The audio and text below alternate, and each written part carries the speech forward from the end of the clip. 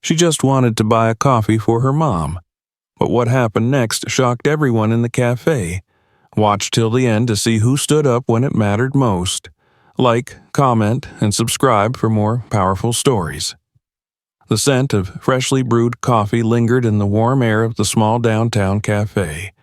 It mixed with hints of cinnamon and vanilla, drifting softly through the gentle hum of the quiet conversations and mellow jazz music from the speakers above. Outside, a steady drizzle painted streaks across the large front windows, the gray morning muted by the golden glow of pendant lights and wooden tables inside. The air inside was a comforting cocoon against the chill beyond the glass, and the low murmur of patrons blended seamlessly with the atmosphere of calm. In the corner, near the window, two imposing yet relaxed figures sat with large ceramic mugs before them. Dwayne Johnson and John Cena, both dressed casually in hoodies and joggers, had just finished a grueling early morning training session at the gym nearby. Their sweat still barely dried, muscles pleasantly sore, they took long sips from their hot Americanos, letting the warmth settle into their bones. John leaned back in his seat and exhaled in satisfaction. "Solid workout today," he said, stretching one arm over the backrest. Dwayne nodded. "Yeah, that last set? Brutal, but in a good way." John smirked. "Good pain, earned pain." There was a pause as they enjoyed the brief quiet, the kind of peace that only came after hard physical effort. "You know," John added, swirling the coffee in his cup, "we've earned something sweet, like a reward." "You read my mind," Dwayne chuckled. "A slice of pie or something?" John grinned. "Nah, not pie. Cake, chocolate. The kind that ruins your macros and makes it worth it." They both laughed as the cafe door opened with a soft chime. The sound barely registered at first, until they noticed who entered. A little black girl, no older than 10, stepped inside. Her small frame was wrapped in a light pink dress, slightly damp at the hem from the rain. Her shoes, clearly too thin for such weather, squelched faintly on the mat. She clutched a small floral coin purse tightly in both hands and walked up to the counter with deliberate steps, her eyes wide and nervous but determined. Her hair was pulled back in two small puffs, and raindrops still clung to her curls.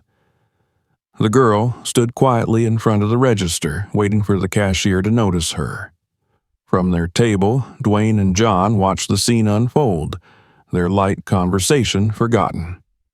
"Hi," the girl said softly to the cashier, a young man in his early 20s who looked up from his phone a little too slowly.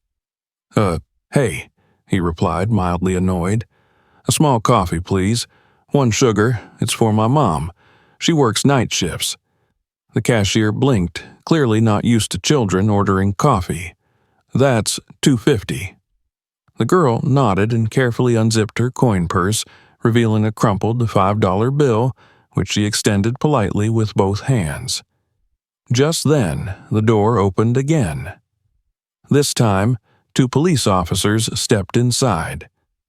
The atmosphere changed immediately, not from fear, but from the weight they carried into the room. Both white, the older of the two had a square face and a scowl carved deep into his features. His partner was taller and younger, with a buzz cut and a permanent smirk that didn't quite reach his eyes. Their uniforms were crisp, but their energy was anything but clean. Dwayne's eyes narrowed subtly. John lowered his cup. The 2 officers scanned the cafe briefly, then made their way toward the counter. As they approached, they locked eyes on the girl standing there. The younger cop, Officer Randall, tilted his head and grinned in amusement. "What's this?" he said loudly, drawing attention. "You running errands for your gang now, sweetheart?" The girl blinked, startled. "I just wanted to buy coffee. For my mom." "Sure you did," Randall said, stepping closer. "Or maybe you're practicing how to pass fake bills." The older officer, Sergeant Miller, snatched the $5 note from her hand. "Let's see this," he said, inspecting it as if it were laced with anthrax. "Hey!" the girl cried out, reaching for it. "That's my money," Miller scoffed. Is it? You sure you didn't lift it from someone's wallet? John's chair scraped quietly as he stood up. From behind the counter, the cashier froze, unsure of what to do. The rest of the cafe patrons pretended to not notice, but their eyes flicked toward the scene. I swear, the girl said, her voice shaken now, it's from my mom. She gave it to me for coffee. Please, give it back. Oh, now you're giving orders? Randall said with mock offense. Maybe you need a ride down to the station. Little brats need to learn respect. And then, without warning, he shoved her. The girl stumbled and fell hard onto the tile floor, landing on her elbow with a soft cry. Several people gasped. Coffee cups clinked. Chairs creaked as people shifted uncomfortably, unsure whether to speak or stay seated.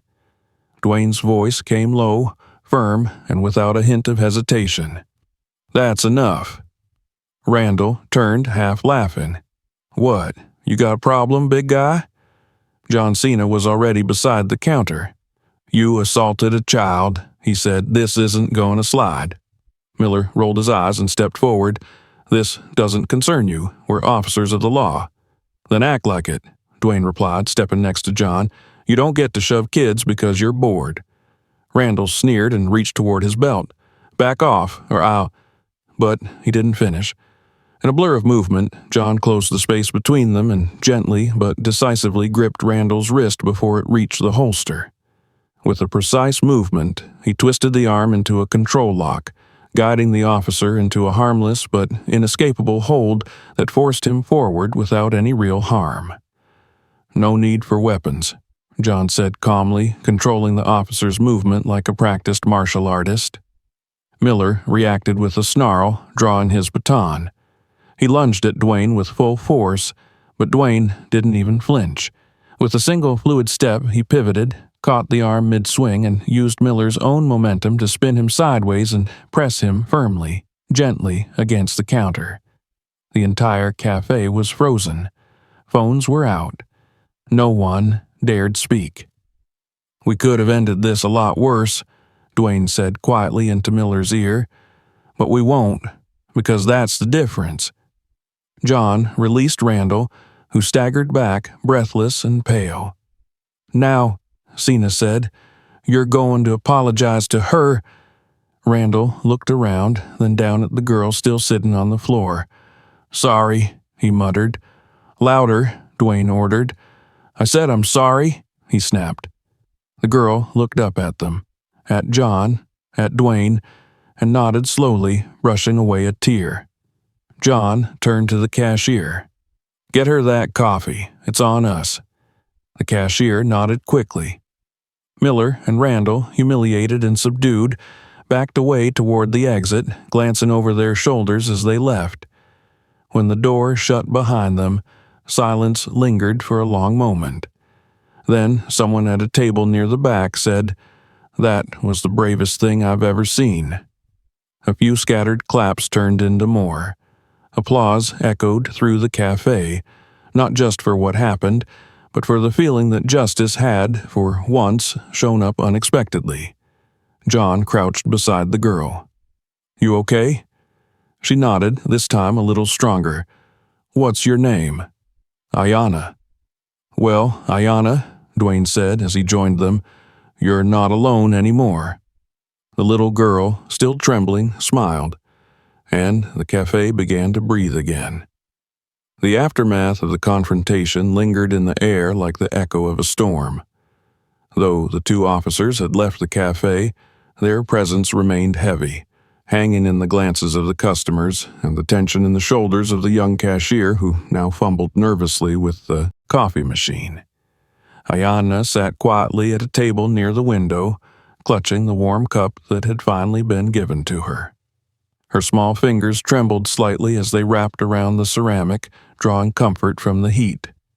She stared down into the dark liquid, her reflection barely visible, distorted and rippling.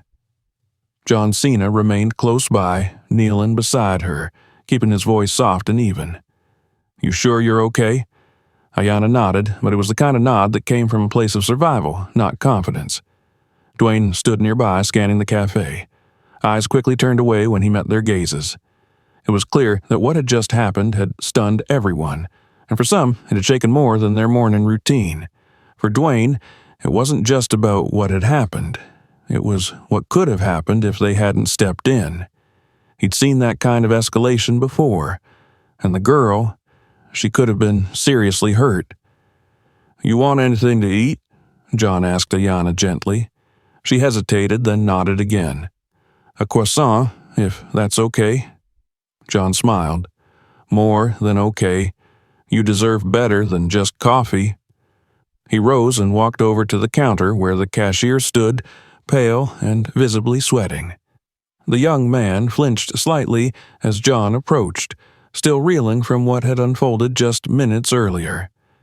"Croissant, please," John said, keeping his voice calm. "For the girl. On me."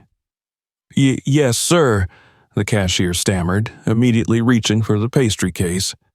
Dwayne stepped beside him, folding his arms. "You froze earlier." The cashier's hands shook as he placed the croissant on a small plate. "I didn't know what to do. They were cops." Dwayne's voice was steady but firm. "You don't need a badge to do the right thing. All it takes is guts." The cashier nodded sheepishly and slid the plate across the counter. "I'm sorry. You're not the one who shoved her," John replied, picking up the pastry. "But next time, don't wait for someone else to speak up." He returned to the table and placed the plate in front of Ayanna. She whispered a thank you before taking a bite, chewing slowly. Dwayne joined them, sitting across from her, his large hands folded on the table. "You came here alone?" he asked. Ayanna swallowed and nodded. "My mom works night shifts at the hospital. She was still asleep when I left. I just wanted to surprise her with coffee when she woke up." There was a long pause before she added, "Sometimes I feel like I need to do grown-up things. Like I have to take care of her because she takes care of everyone else." John and Dwayne exchanged a glance. It was a weight no child should carry, but one that was far too common in neighborhoods like hers. The kind of responsibility thrust upon young shoulders simply because the world didn't give them room to be children. "You were brave to come here alone," John said, "even braver to stand up for yourself." Ayanna looked down.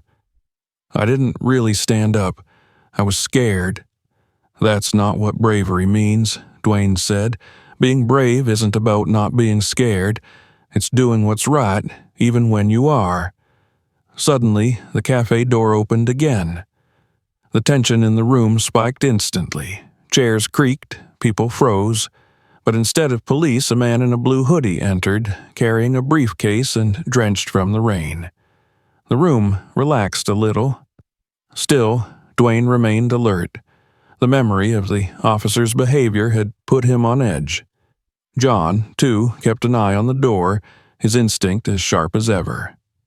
As Ayanna ate, the sounds of the cafe slowly returned, plates clinking, cups refilling, low murmurs of conversation, but the energy had shifted. It was no longer casual. It was reflective, observant. People whispered about what had happened. Some stared at Ayanna with sympathy, others at Dwayne and John with a kind of awe. From the far side of the room, a woman in her 50s walked up to the table. Her eyes were kind but intense. "I saw what happened," she said. "I just want to thank you both. What those officers did, someone needed to stop it." John nodded politely. "Thanks." "You know," she added, glancing down at Ayanna, "most people would have just looked away, pretended they didn't see anything." Dwayne replied, "That's the problem. Too many people stay quiet." The woman nodded and returned to her seat. Across the room, a teenager with dyed blue hair raised his phone and mouthed, "I got it all." He gave them a thumbs up. John leaned back slightly, speaking low. "You think that footage is gonna make waves?" Dwayne gave a small shrug. "Depends who shares it, but it doesn't matter. What matters is she's safe." Ayanna looked up. It does matter. They both looked at her.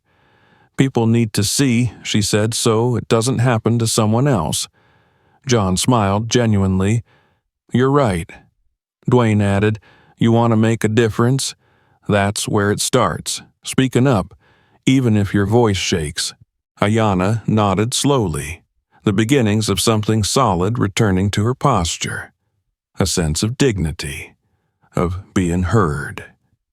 Suddenly, a familiar voice cut through the cafe. What the hell is this? Everyone turned. Officers Miller and Randall had returned, only this time they weren't smiling. Miller's eyes locked onto John and Dwayne with venom. Randall looked flushed with anger, lips pressed into a hard line. You think you can manhandle officers and walk away? Miller snarled. Didn't manhandle anyone, Dwayne said, standing slowly. We stopped a child from being assaulted. You just signed your own report, Randall snapped. Internal Affairs will hear about this. You think you're above the law? John raised a brow. You really want to escalate this? After what happened in front of a dozen witnesses? After being filmed? Randall moved suddenly, grabbing at John's collar, but John caught his wrist midair, twisted it with smooth efficiency, and guided him to the ground. Again, without throwing a single punch. Randall yelped and fell to one knee, off balance. Miller charged at Dwayne, baton drawn, but Dwayne sidestepped and snatched the baton with 2 fingers, disarming the officer before guiding him into the counter once more. Restrained, not harmed. Customers gasped. Phones were up again. You just proved everything we said about you, Dwayne said coldly. Miller panted heavily. You'll pay for this. No, John said, you will. The cafe was silent except for the sound of Randall groaning on the floor and Miller seething. From the back, someone muttered, They didn't even hit them. Another voice chimed in. They didn't need to. Ayana stood now, her coffee still in hand, and looked directly at the officers. You don't scare me anymore, she said quietly. And the whole cafe knew. She meant it. The tension inside the cafe had reached a breaking point, but no one dared move. Officer Randall remained on one knee, cradling his arm where John had immobilized him, while Officer Miller stood red-faced and restrained, his baton now lying uselessly on the ground where Dwayne had dropped it. Every eye in the cafe was locked on the scene unfolding in front of them. Phones were held high. No one wanted to miss a moment, and no one wanted to look away. It was the kind of moment that would be talked about for days, if not weeks, and for once the people in the room weren't just witnesses, they were part of something that mattered. John still held Randall's wrist lightly, but firmly, keeping him from rising too quickly. You're going to apologize to her again, he said in a calm, unyielding voice. Randall gritted his teeth. This is insane. We're the ones being assaulted. Dwayne tilted his head slightly, his expression unreadable. You were given a chance to walk away. You came back. That makes it your choice. Now, deal with the consequences. Miller glanced around at the watching crowd. His eyes flicked from face to face, and for the first time there was a crack in his confidence. These weren't scared civilians, they were witnesses, angry ones, determined ones, and worse for him, they were recording. Ayana stood near the table now, holding her coffee with both hands, her eyes locked onto Randall. She wasn't shaken anymore. She wasn't looking away, and something in that gaze made the officer falter. I said, apologize, John repeated, his voice dropping just a little lower. Randall's mouth opened, but no sound came. His throat moved as he swallowed, and finally, through clenched teeth, he muttered, I'm sorry. Dwayne leaned forward slightly.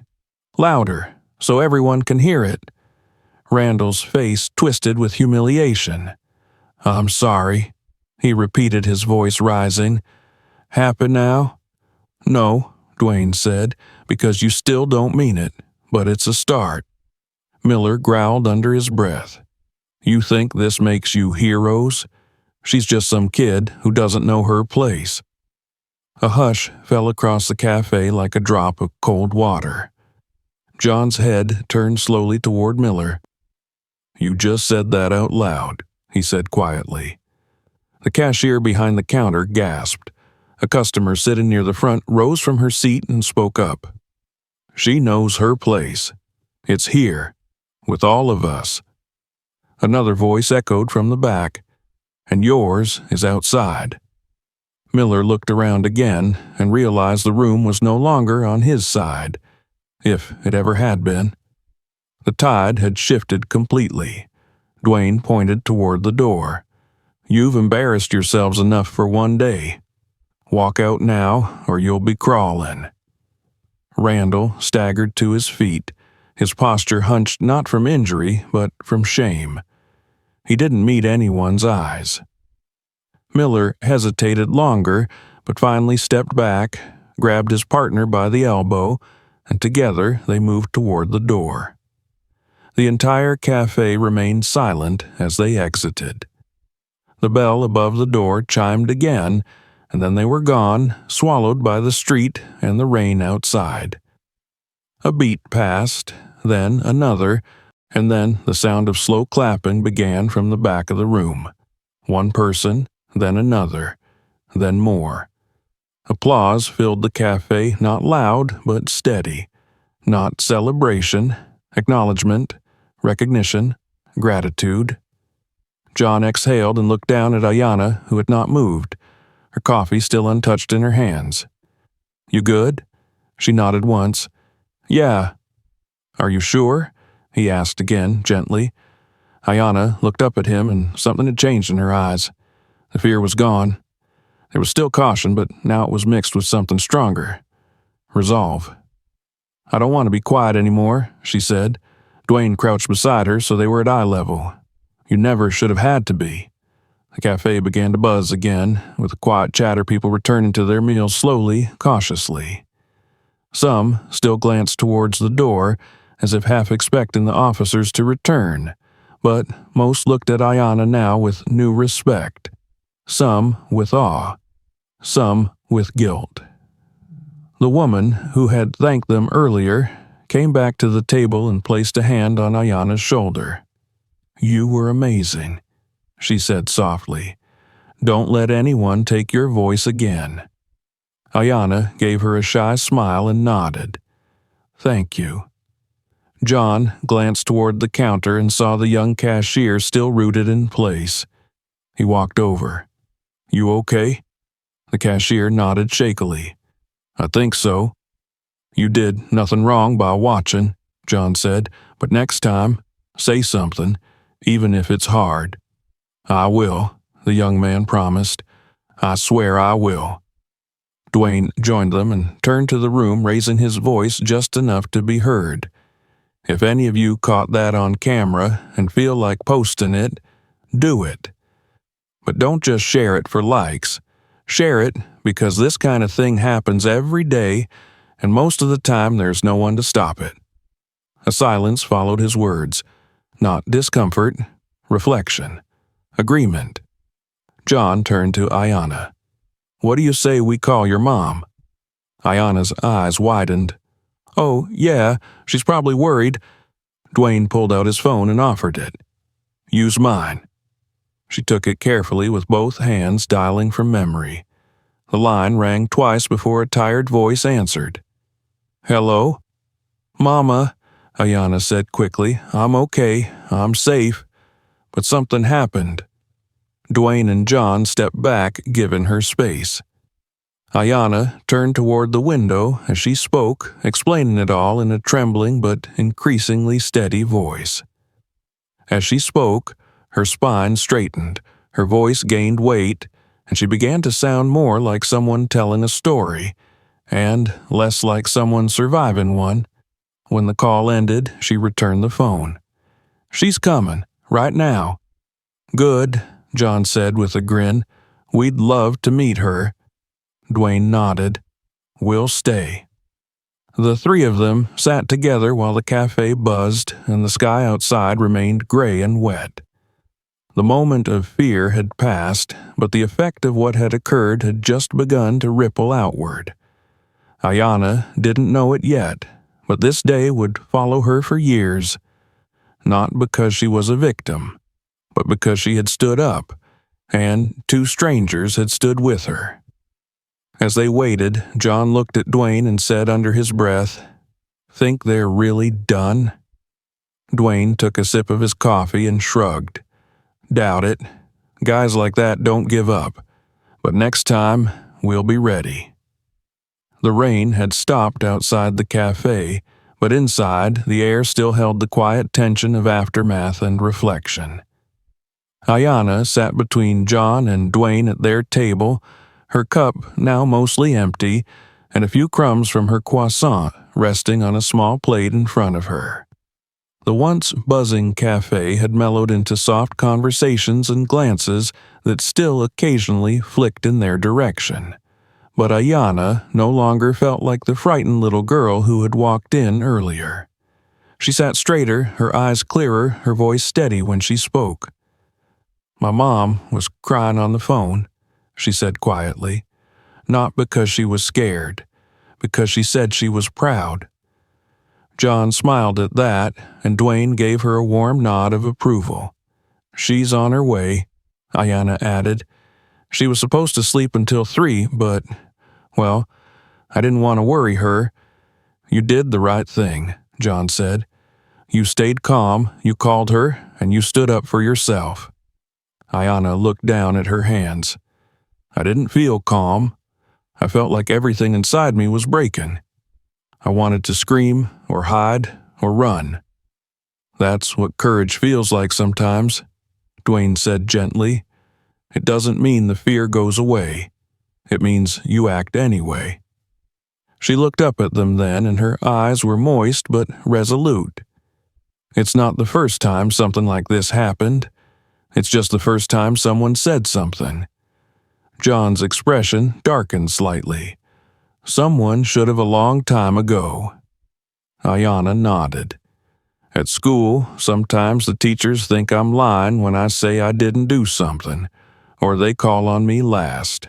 Or not at all, I notice. I just never knew what to do." "You're noticing because it's real," Dwayne said. "It's not in your head, and the fact that you feel like you can talk about it now, that matters." She leaned forward a little.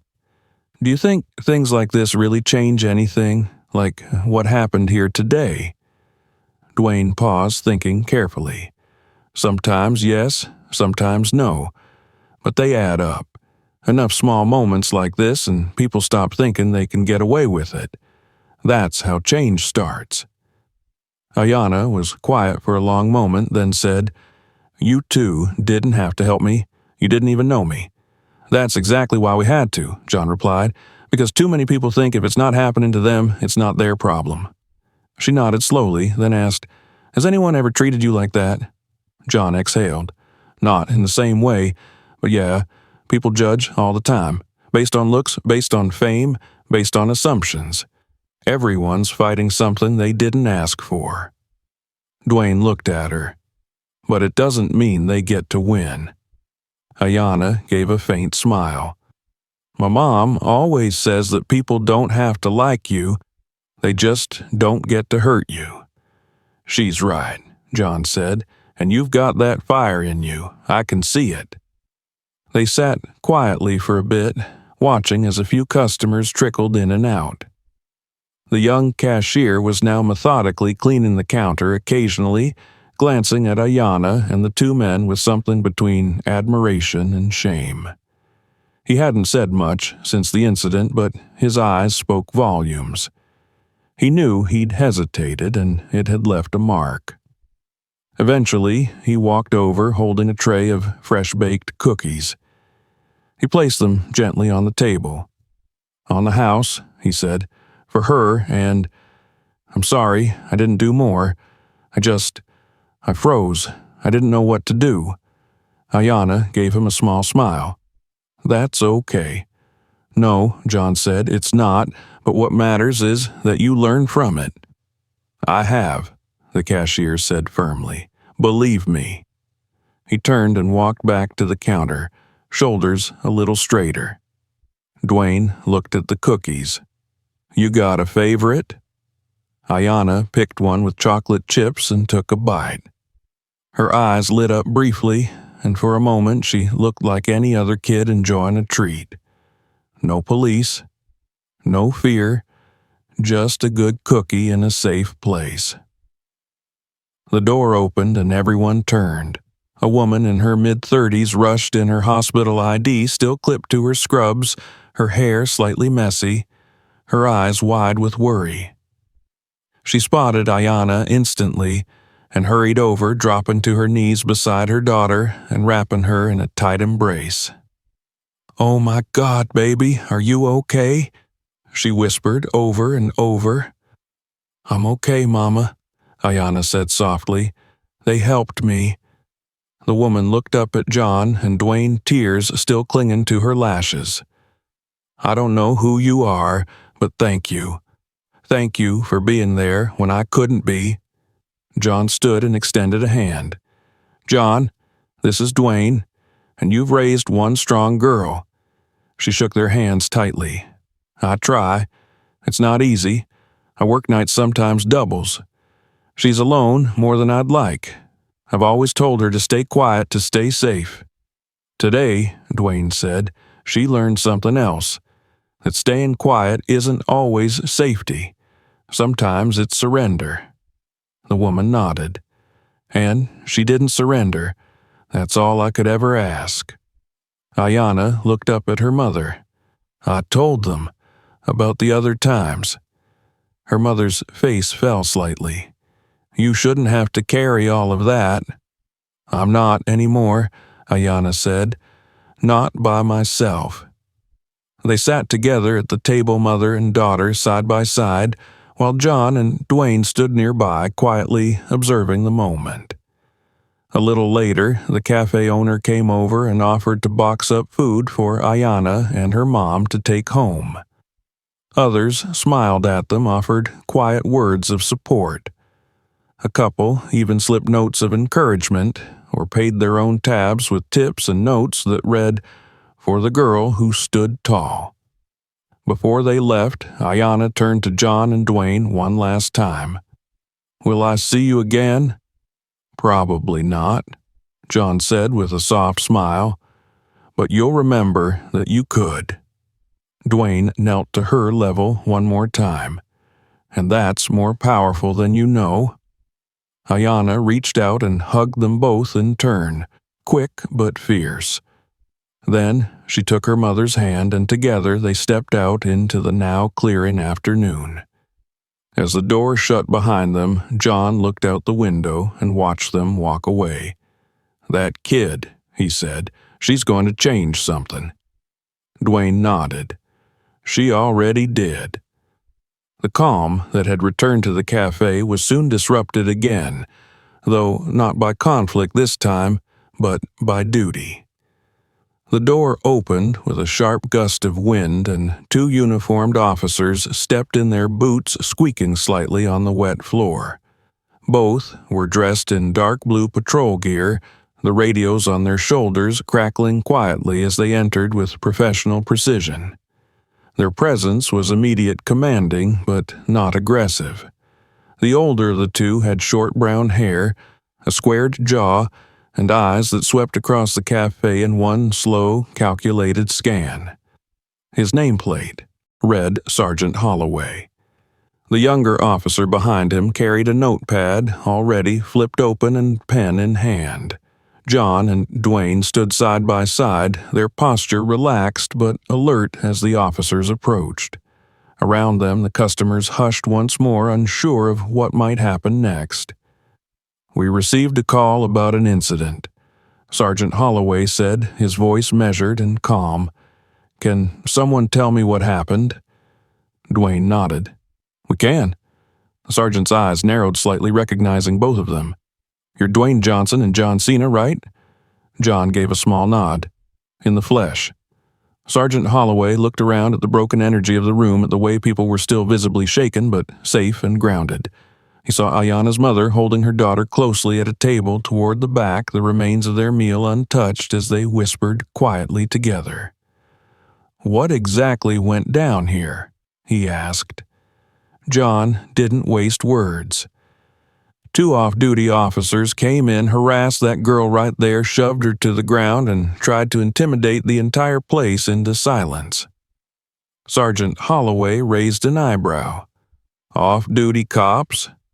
"Randall and Miller," Dwayne added. A few patrons spoke up behind them. "They pushed her right in front of us. She's 10 years old. I got the whole thing on video." The sergeant turned to his partner. "Start getting statements, everyone who saw what happened." The younger officer immediately got to work, moving from table to table as people began to recount the story, voices gaining volume and confidence with each passing moment. Phones were unlocked and held out like evidence, glowing with undeniable proof. Sergeant Holloway turned back to John and Dwayne. "How physical did it get?" "They attacked us first," John replied plainly. "We responded with restraint. No punches thrown, no injuries, just control." Dwayne added, "They escalated. Twice. We ended it." The sergeant nodded slowly. "And you didn't strike either of them?" "Didn't have to," John said. "They humiliated themselves," Dwayne added. Holloway looked past them toward the door, as if imagining the two men slinking away into the street. "They'll be dealt with. We take abuse of power seriously in this department, especially when it involves children." Ayana's mother stood and gently guided her daughter forward. "Sergeant," she said, "that's my daughter. I want to press charges." He turned to her, immediately respectful. "Yes, ma'am. We'll get your statement as well. And your daughter's, if she feels comfortable."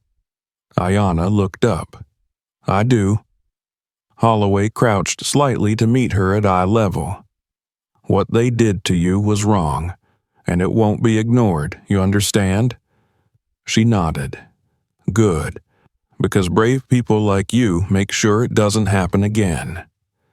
As Ayana gave her account to the officer, the rest of the cafe returned to a steady rhythm, though it wasn't the same as before.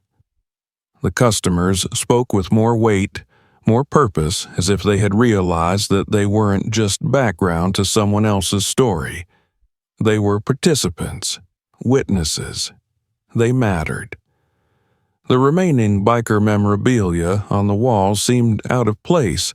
Now old photos of rough-looking men in leather jackets posed with motorcycles, no longer charming but eerie in the aftermath of what had transpired. The younger officer returned with a notepad full of testimony. "Everyone's story lines up."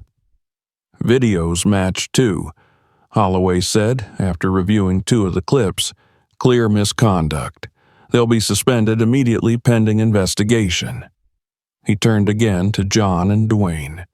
"You two might have just saved this department from further disgrace. And that girl, she's lucky you were here."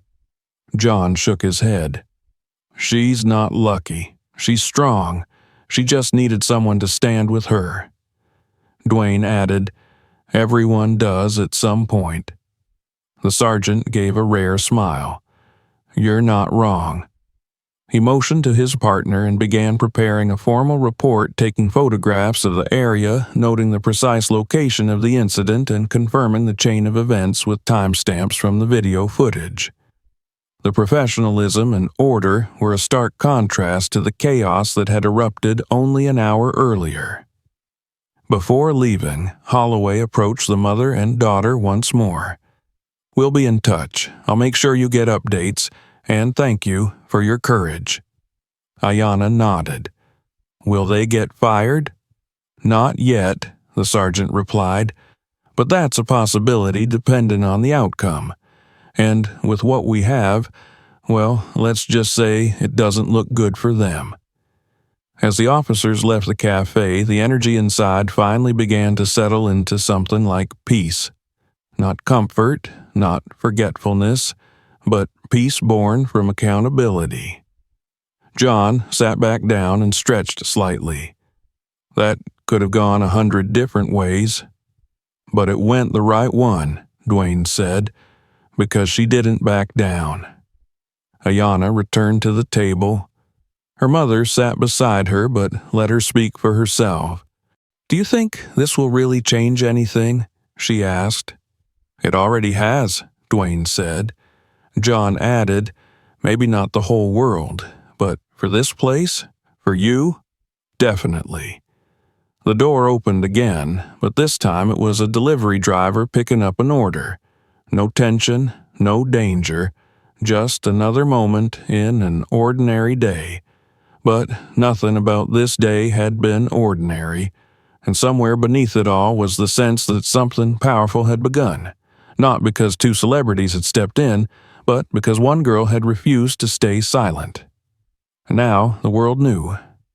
The rain had stopped completely, and the clouds above were beginning to break, revealing streaks of pale gold as the sun finally began to show itself. Outside the cafe, the sidewalk shimmered with reflections and the street buzzed gently with the late afternoon rhythm of the city. Inside, Ayanna sat next to her mother at the corner table where everything had begun hours earlier. She was calm now, her hands folded on the table, her body finally still. Across from her, John and Dwayne remained seated, though the adrenaline that had once fueled them had long since faded. What remained now was quiet resolve. The aftermath of the confrontation had run its course. Officers had taken statements, internal reports had been initiated, and Ayanna had spoken her truth not once but multiple times, each time a little stronger, a little clearer. The videos had already begun circulating online, and even before the officers had left the premises, the footage was already spreading. Dozens of people had captured it from different angles, and with each upload came support. Comments, outrage, recognition. "She's a hero." Finally, someone stood up. This is what change looks like. At first, Ayanna's mother had hesitated at the attention, unsure whether to shield her daughter from it or embrace it. But the way Ayanna carried herself now told her everything she needed to know. This was not a wound. It was a beginning. A man in a blue hoodie approached their table, shyly holding out his phone. "Hey, I just wanted to say, what you did, that was brave. I posted the video, and it's already got thousands of views. News outlets are picking it up." Ayanna blinked slowly. "They're talking about me?" "They're talking about what was done to you," he said, "and what you did about it." Her mother placed a hand on her shoulder. "You're not just a name in a story, baby. You're the reason this story matters." John leaned forward, resting his elbows on the table. "You've got a voice now, Ayanna. Don't ever let anyone take it again." She looked at him. "What if they try?" "Then you keep speaking," he said, "and someone will hear you." Dwayne added, "You spoke up once, that's how it starts. But change doesn't stop with one moment. It grows." Ayanna sat in thoughtful silence, then finally asked, "Do you think the other people watching will learn something from this?" John looked around the cafe. The same people who had once been frozen in place now moved freely, again, their conversations filled with meaning. The young cashier behind the counter was talking to a woman in her 60s, explaining what happened with energy and regret in equal measure. A man who had hidden near the back was helping put chairs upright. A teenage girl was typing rapidly on her phone, glancing up between sentences with admiration toward Ayanna. "I think they already have," John said. A soft chime rang above the door as another customer entered. This time, no one stiffened. No one turned away. It was just life resuming, but with a different energy, a better one. Ayana's mother looked at the time. "We should get going soon." Ayana nodded, but didn't move right away. She turned to Dwayne. "Can I ask you something?" "Anything?" "Why did you help me?" Dwayne smiled slightly. "Because you were worth helping." "No one ever said that to me before." "They will now," John said. Ayana took a deep breath. "Can I take a picture with you, so I never forget today?" "Of course," Dwayne said without hesitation. Her mother pulled out her phone and snapped the photo. Ayana standing between John and Dwayne holding her coffee cup like a trophy, her expression a mix of pride and something deeper, something unspoken. Her mother looked at the image and then at her daughter, her eyes misting once again, but not from fear.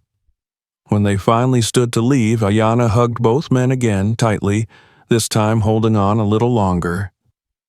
"Thank you," she whispered, "for everything." "You don't owe us anything," John replied. "Just keep being you." As she and her mother stepped out of the cafe onto the drying sidewalk, Dwayne and John stood by the window watching them walk away. The golden light from the clearing sky lit the pavement ahead of them, casting their long shadows behind them. "You think she'll be okay?" John asked after a moment. Dwayne didn't answer immediately. He watched the little girl take her mother's hand as they crossed the street. "Yeah," he finally said, "because she knows she's not invisible anymore." John nodded. "And those officers? They'll think twice next time." "You think there'll be a next time?"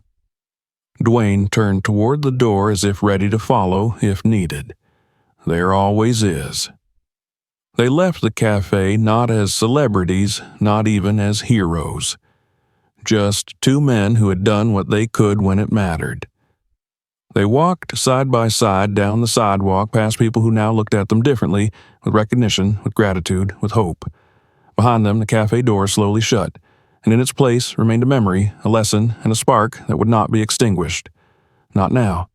Not ever. Sometimes standing up is all it takes to spark change.